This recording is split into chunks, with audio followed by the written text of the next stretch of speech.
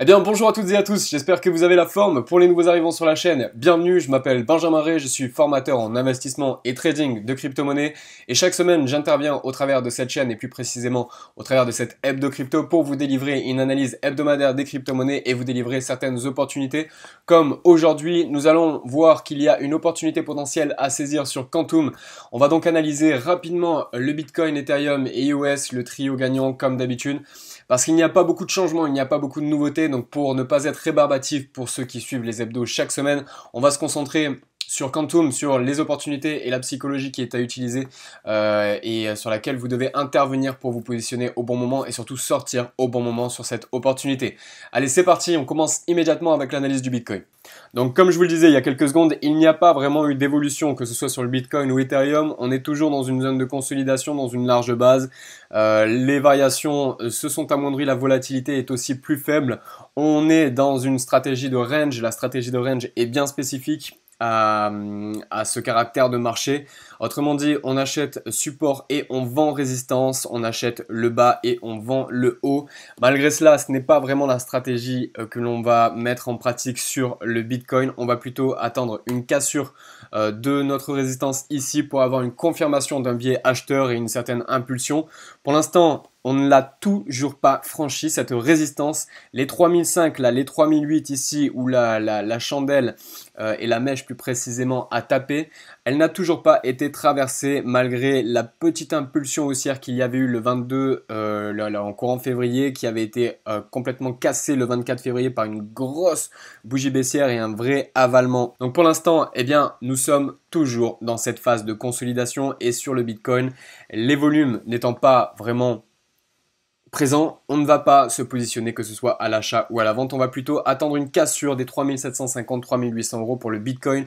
Je vous le rappelle, il n'y a pas aujourd'hui de carte à jouer sur les valeurs dans le top 3 voire dans le top 10. On va plutôt se concentrer sur des valeurs comme Quantum, sur des valeurs comme EOS, comme BitTorrent. Je vous le rappelle, EOS, le mois dernier, je vous avais donné cette valeur-là. On avait fait plus 72%. BitTorrent, on avait fait plus de 160%. Et ça sur quelques jours. Donc, c'est vraiment sur des valeurs comme ça que je tiens à ce que vous vous positionnez.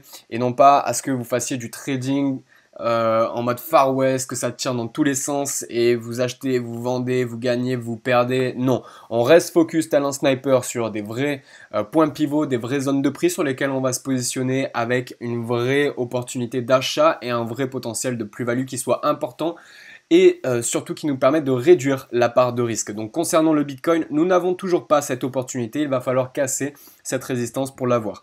Concernant Ethereum, eh bien, on avait cette formation en double bottom, en double, hop, on va mettre comme ça, en W avec deux points bas. Notre ligne de coup qui, si on l'avait franchie en termes chartistes et analyse technique, est synonyme d'un rebond haussier pour aller récupérer le départ du W. Donc, par exemple, si je vous le traçais, alors c'est ici, tac. Si je vous le traçais comme ça, tac, tac, tac. Si on avait cassé la ligne de coup ici, on aurait pu récupérer le début du mouvement, donc ici proche des 180 euros. Finalement, on n'a pas cassé cette ligne de coup, on a eu un petit bull trap qui nous a directement retourné à l'intérieur, qui nous a directement annulé cette forme. Du coup, on l'avait vu les semaines précédentes que grâce à cette mèche-là et aux précédentes mèches, eh bien, si notre W était annulé, la formation était maintenant rentrée en mode range. Donc c'est pareil, on vend support, on achète support et on vend résistance. Malgré cela, eh bien, comme le Bitcoin, on ne va pas user de cette stratégie sur Ethereum, on va plutôt attendre une vraie cassure, que ce soit par le haut ou par le bas, que ce soit cassure de la résistance ou cassure du support. Pour parler plus court terme, je vais y arriver. Pour parler plus court terme, on voit qu'ici, voilà, ici, bam bam, ça résiste. Donc il va falloir déjà casser cette première zone de prix.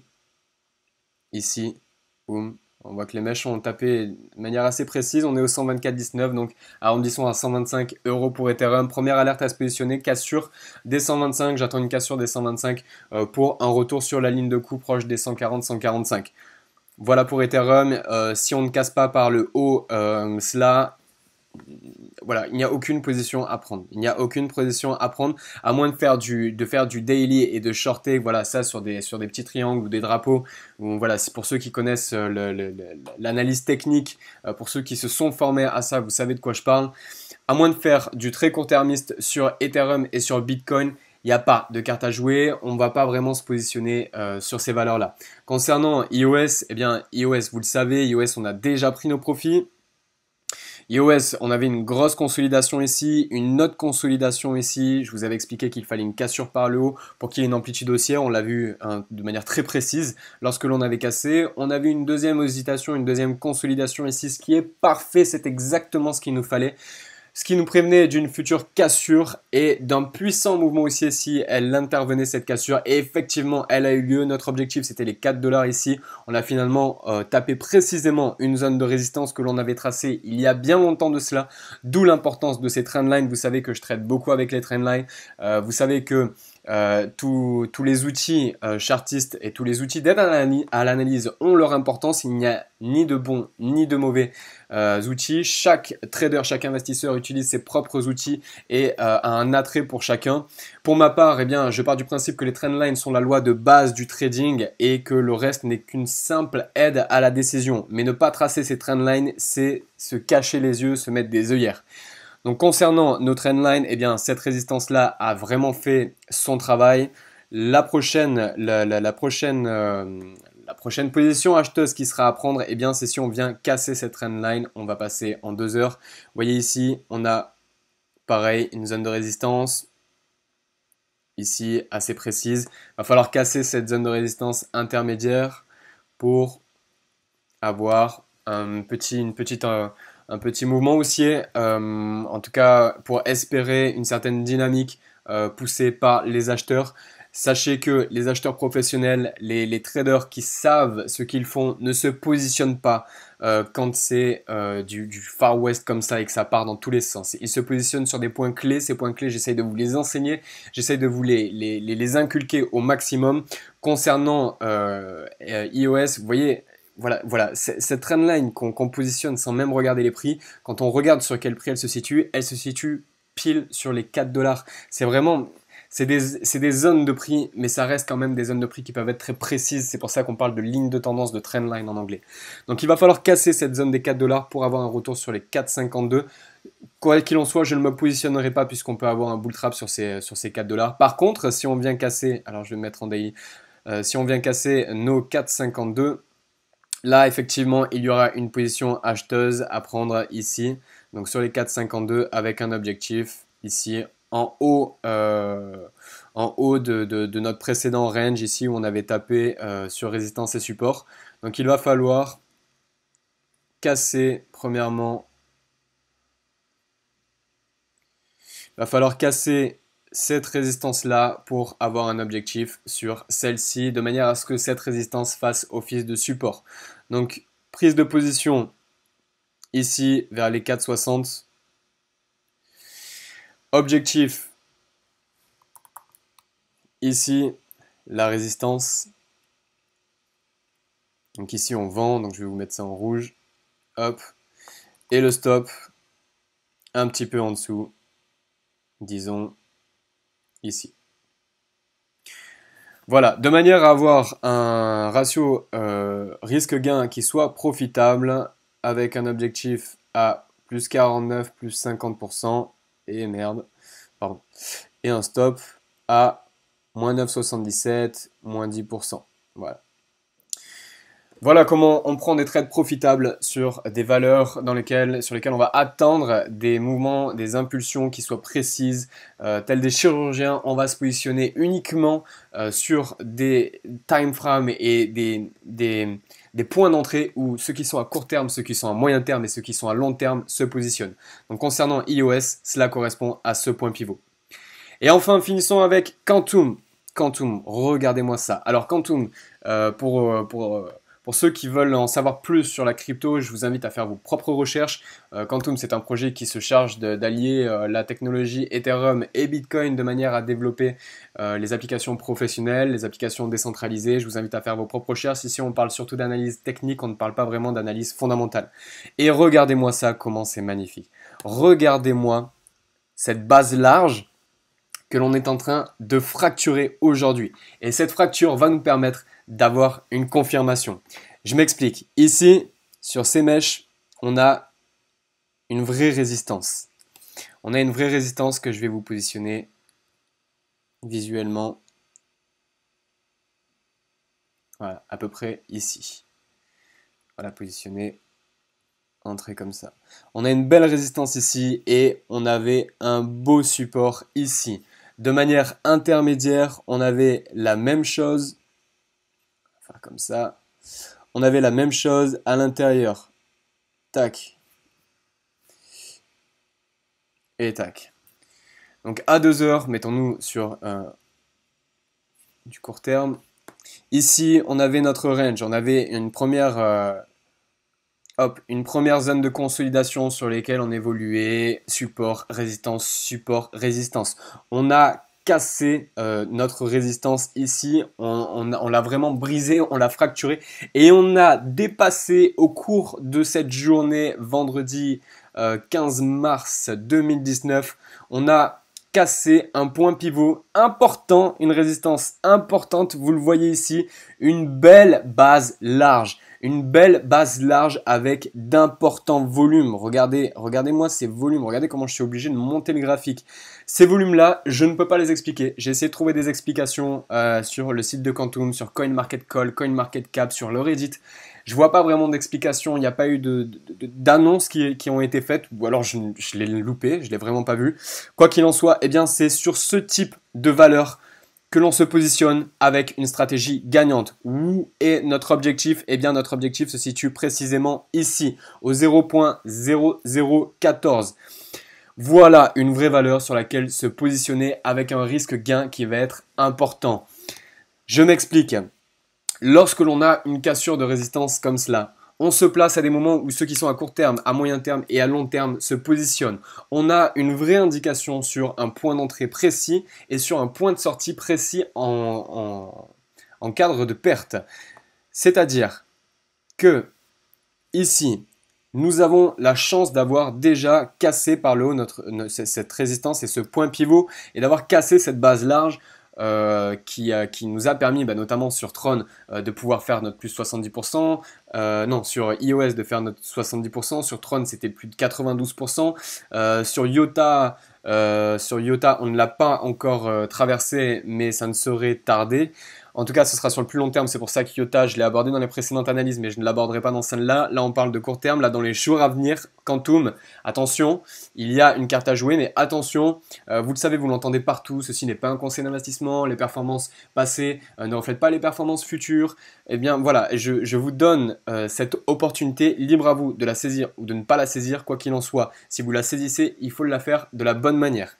Comment on se positionne de la bonne manière? Eh bien, premièrement, on attend d'avoir une confirmation de la vraie cassure de notre range, de notre base large, appelez-le comme vous voulez. Cassure de ce point pivot ici. Eh bien, on a déjà eu le premier appel ici. Si on vient le casser une deuxième fois, on aura la fameuse confirmation. On aura une double séance de confirmation. Donc, ce sera très positif. Donc, on se positionne ici. Notre objectif, je vous l'ai dit précédemment, hop, c'est cette zone de prix-là. On va le mettre en rouge. Donc, ici, objectif, alors objectif ambitieux, objectif total. On aura peut-être un objectif intermédiaire ici où ça a résisté. Et quoi qu'il en soit, il faut se positionner son stop. Et son stop, eh bien, on va le positionner. Alors, j'ai une mauvaise connexion internet, apparemment. Tac, donc l'objectif est ici. Et le stop, on se le positionnera à l'intérieur. Hop, on va se faire comme ça. Le stop positionné à l'intérieur du canal. Donc on a eu notre première cassure ici. Notre objectif, j'ai tout qui s'est déplacé. Notre objectif est ici. Notre prise de position se situera dans cette zone de prix et notre stop se situera, si jamais on recasse à l'intérieur, si on a un bull trap, se situera vers cette zone de prix. Donc pour être plus concret, cela nous fait une position longue en prise de position vers cette zone de prix, les 0.00076. un objectif au 0. Regardez-moi ça encore. Regardez, 0.001499. On peut arrondir à 0.0015. Encore une fois, les trendlines, c'est très important et ça permet d'avoir une clarté d'analyse. Vous voyez, si on a tapé sur cette zone de prix, ce n'est pas pour rien. Eh bien, cela va nous permettre d'avoir un objectif clairement identifiable. Ici, à plus 95%, les amis. Plus 95% pour un stop à moins 15, moins 16%. Ça nous fait un ratio risque-gain de 5,98. On s'autorise à gagner 5,98 fois plus que ce que l'on s'autorise à perdre. Voilà comment se positionner sur des valeurs profitables, qui soient sur le court terme, le moyen terme ou le long terme. Concernant cette valeur-là, elle est à prendre potentiellement dans les jours à venir, peut-être demain quand vous regarderez cette vidéo à date de publication, donc samedi 16 mars. Quoi qu'il en soit, il faudra attendre d'avoir une confirmation et surtout, je vous en prie, mettez un stop et respectez votre money management. Un money management respectable, c'est ne pas risquer plus de 2% de son capital par trade. D'accord? Donc si vous avez un capital de 10 000 euros, ne risquez pas plus de 200 euros sur ce trade-là. Ok? Donc voilà, positionnez-vous de manière stratégique, de manière factuelle lorsque vous cassez des points pivots comme celui-ci. Il y a une grosse opportunité qui est à saisir sur Quantum. Attention, cette impulsion haussière est techniquement ce qu'il nous faut. C'est exactement ce qu'il nous faut. C'est exactement ce que l'on recherche pour des gros bull market comme ça. Maintenant, il n'y a pas vraiment d'explication à cela, à ce genre de volume. Je ne peux pas l'expliquer. Donc, cela peut être un faux signal. Peut-être qu'on ne va jamais traverser cela. Alors, petite mise en garde, je tiens à préciser qu'il faut qu'on traverse cette résistance de manière vraiment claire et si possible assez rapidement. Si on traîne trop, voilà, ça peut engendrer soit une consolidation et une future cassure. Dans ce cas-là, ok, mais on aura le temps d'en reparler la semaine prochaine, soit un faux signal et donc aucune position à prendre. Quoi qu'il en soit, si vous vous positionnez, eh bien, ce sera à la sortie de ce range et donc à ce point pivot, donc au 0.00076, mettez-vous les alertes et quoi qu'il en soit, vous sortez à 0.00065 ou 64 et en take profit à 0.0015. Voilà pour cette analyse, vous l'avez compris, même lorsque nous sommes en période de récession des prix, lorsqu'il n'y a pas vraiment une grosse volatilité et pas vraiment d'opportunités à saisir sur certaines valeurs, il y a toujours des opportunités à saisir sur d'autres valeurs.